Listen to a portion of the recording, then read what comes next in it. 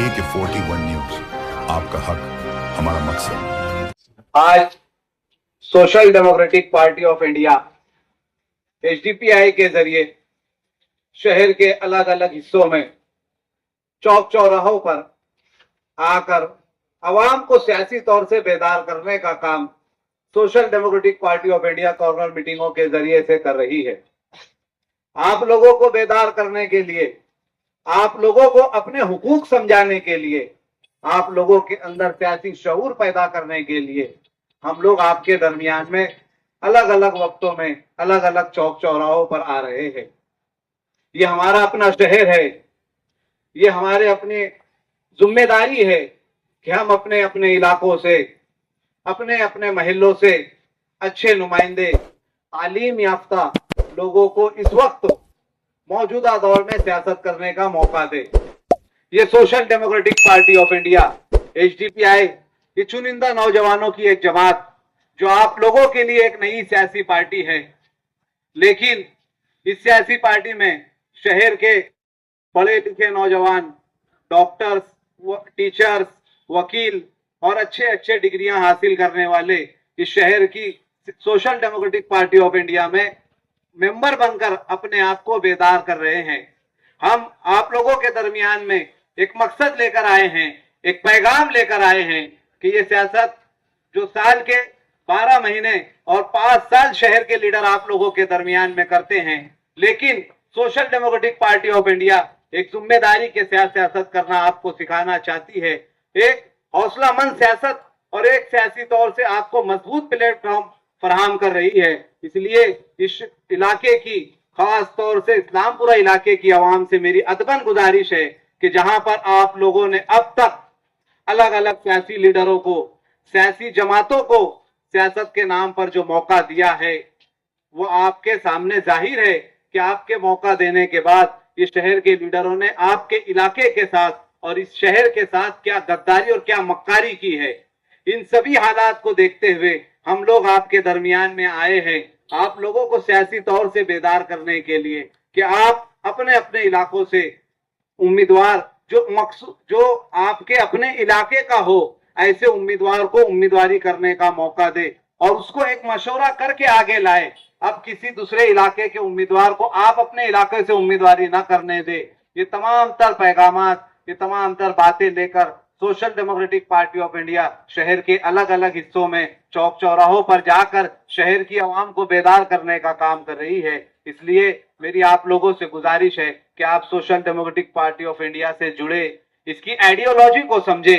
ये शहर की नहीं, इस वक्त social democratic party of India Hindustan की 17 रियासतों में काम कर रही है और लगभग 450 से ज्यादा अलग अलग रियासतों में social democratic party of India के कारपोरेटर्स अपनी खिदमत अंजाम दे रहे हैं।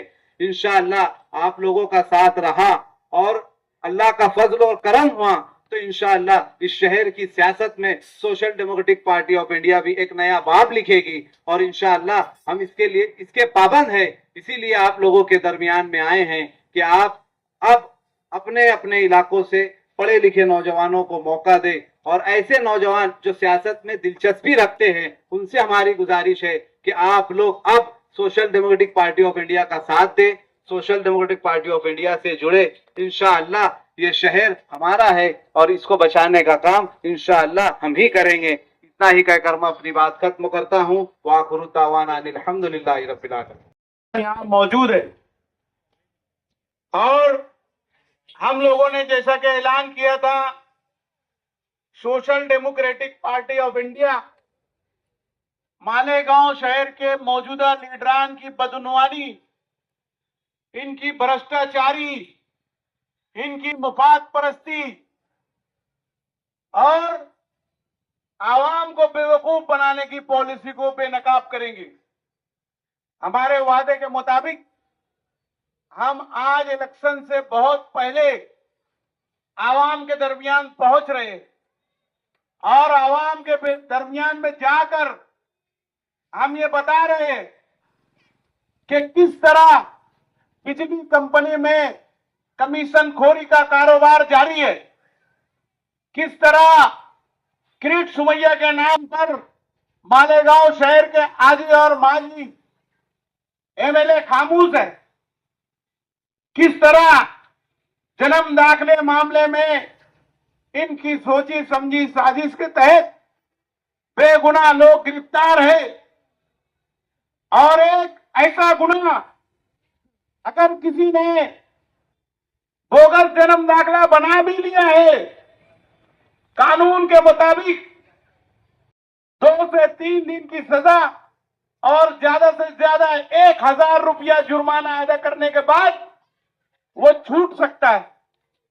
मेरा सवाल है मालेगांव शहर के लीडरों से कि वो कब तक आवाम को बेवकूफ बनाते रहेंगे। वो इस मामले को लेकर हाई कोर्ट क्यों नहीं जाते हैं? क्या इनके पास पैसों की कमी है? क्या इनके पास रुपये पैसे नहीं है, या और इनके पास वसाइल की कमी है? एक छोटा सा मामला किसी वजह से तहसीलदार की दस्तखत नहीं हो सकी, किसी वजह से उस आदेश पर जावक नंबर नहीं पड़ सका, किसी वजह से ऑफिस की लापरवाही की वजह से उसकी एंट्री नहीं हो सकी, जन्म दाखिला जारी कर दिया गया और इस पर मुलजिम बनाया गया जिसने जन्म दाखिला हासिल किया है। वो बेचारे को खुद का नाम लिखना नहीं आता, उसको पढ़ना नहीं आता, उसने एजेंट के भरोसे ये दाखिले बनवाए। एजेंट ने भी उजलतबाजी में जो कुछ काम किया, जल्दबाजी में जो कुछ काम किया, उसके नतीजे में जन्म दाखिला तो जरूर हासिल हुआ, मगर ये मुसीबत शहर पर आन पड़ी है। और मैं शहर मालेगांव के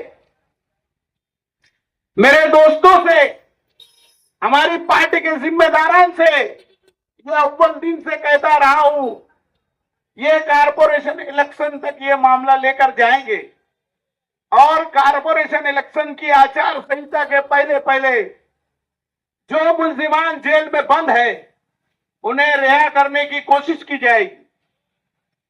इसी तरह ये सियासी शोतेबाजी से कम नहीं, सियासी पाखंड से कम नहीं।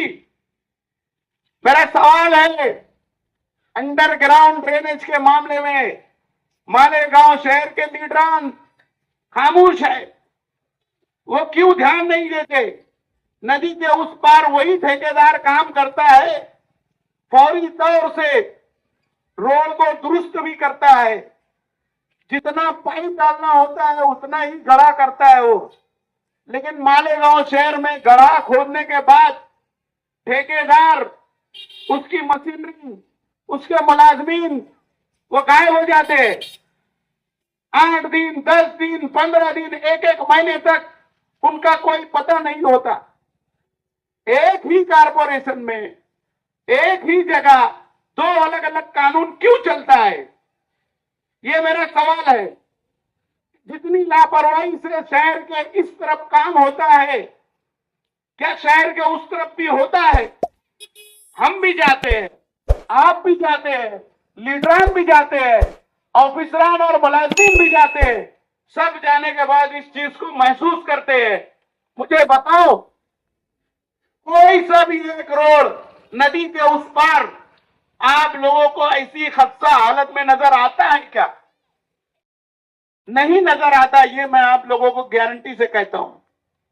ये मालेगांव शहर के मुफाद परस्त लीडरान की मिली भगत से ये सारा जो है सियासी पाखंड किया जा रहा है, और एक बहुत बड़ी मुसीबत शहर के आवाम के पर फिर से लाने की कोशिश की जा रही है।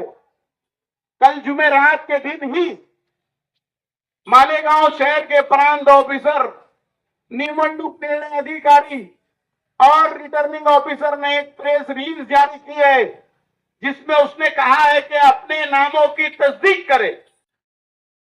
बड़े पैमाने पर तकरीबन 42,000 नाम वोटर लिस्ट से डिलीट होने वाले हैं।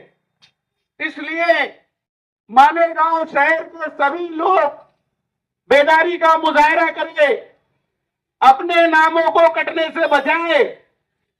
और याद रहे, ये काम बीएलओ के जरिए हो रहा है। बीएलओ ने एक तवील लिस्ट तैयार कर ली है। कुछ लोग इस्लामपुरे से दयाना में शिफ्ट हो गए हैं, उनका नाम यहां नहीं हो सकता है। बीएलओ ने उसको लाल निशान लगाकर पंचनामा कर लिया है। वो पंचनामा प्रांत ऑफिस में सबमिट किया जाएगा और तकरीबन 42,000 नामों को डिलीट किया जाएगा। जिन लोगों के नाम एक बार डिलीट हो गए, जिनकी उम्र 30 साल से ज्यादा है, 25 साल से ज्यादा है, उनके नाम दोबारा इंदराज बहुत ही मुश्किल से किए जाएंगे। इस बात को आप सभी ध्यान में रखें और अपने बीएलओ से राब्ता करें। अपने खुद के नाम, अपने घर के सभी मेंबरान के नाम और आसपास के नामों को डिलीट होने से बचाए। यही सारी बातें कहने के लिए हम लोग यहां पर आए थे।